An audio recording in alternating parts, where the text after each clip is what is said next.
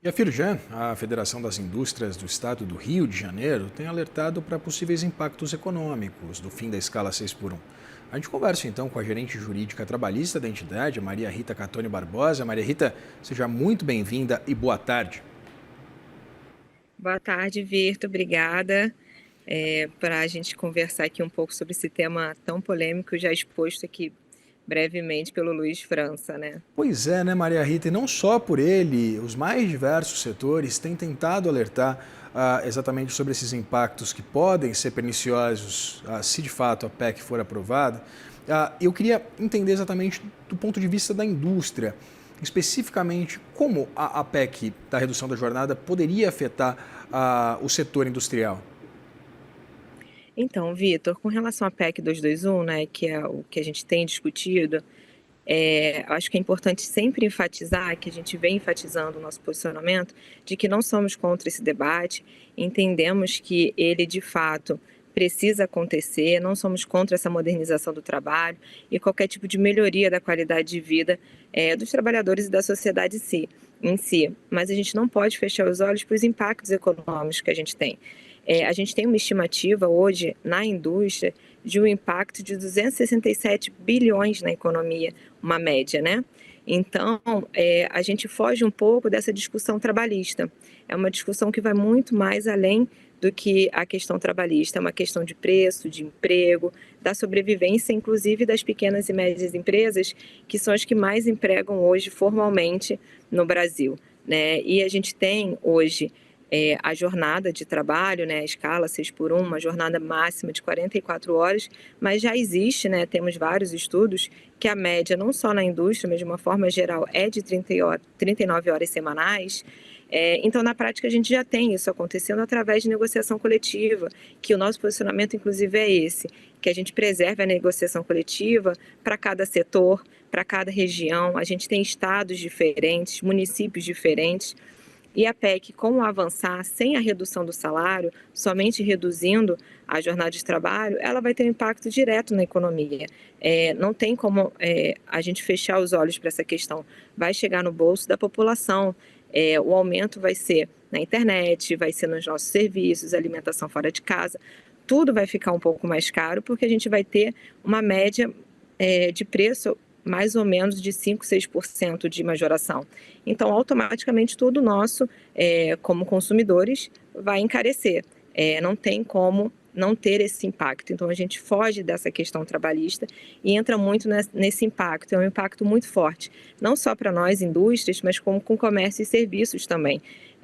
Então, o nosso posicionamento é muito voltado para essa questão e para a preservação das micros e pequenas empresas, porque, de fato, elas são as que mais preservam, mais empregam hoje no mercado de trabalho formalmente, e elas vão ser as mais impactadas. Então, nós precisamos ter responsabilidade para não impactar o emprego e nem a competitividade entre elas com essa redução, e se tiver, de fato, avançada a PEC 221.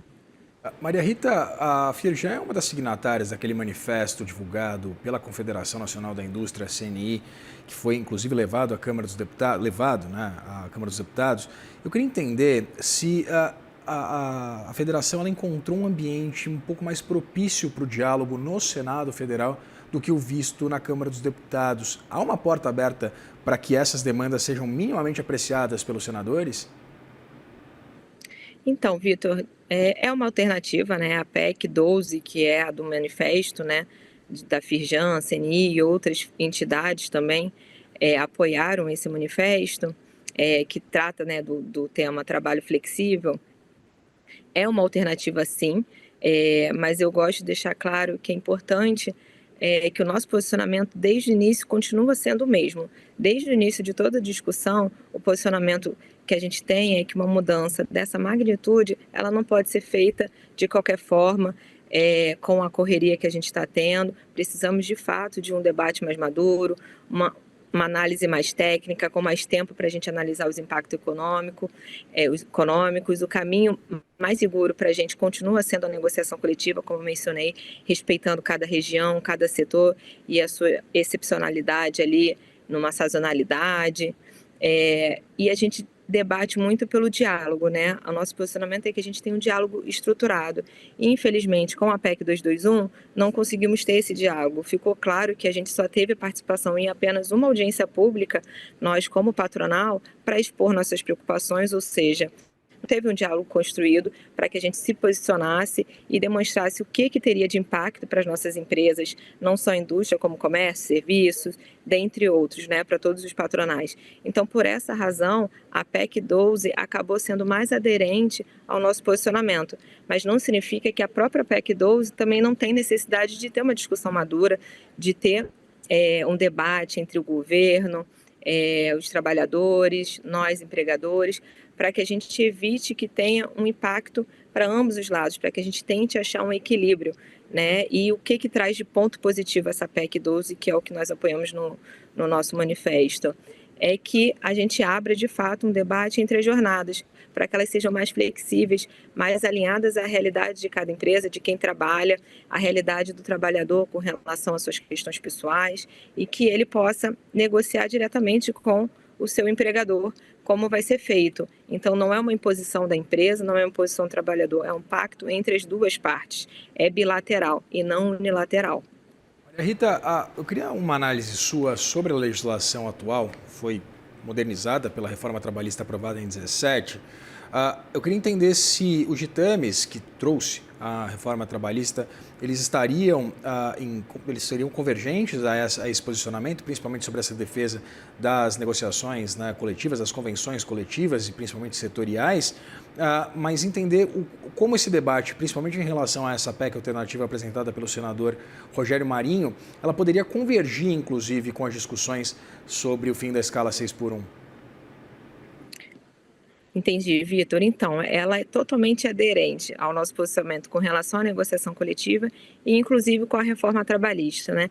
Com a reforma trabalhista, a gente teve diversas mudanças, inclusive com relação ao artigo 611, que traz ali os objetos que podem ser negociados. A gente já teve o tema também no TST do negociado sobre o legislado.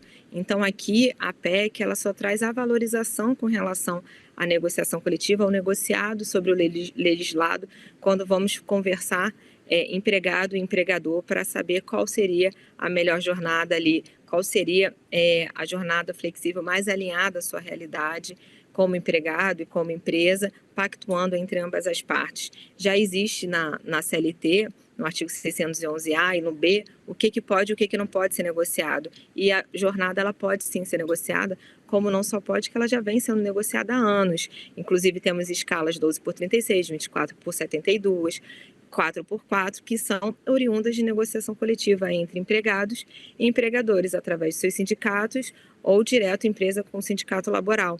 Então, isso já acontece, ela está totalmente coerente com o que já tem desde a reforma trabalhista de 2017. Conversei com Maria Rita Catoni Barbosa, gerente jurídica trabalhista da Firjan, Federação das Indústrias do Rio de Janeiro. Maria Rita, muito obrigado pela disponibilidade de conversar com a gente. Nós que agradecemos, Vitor. Obrigada.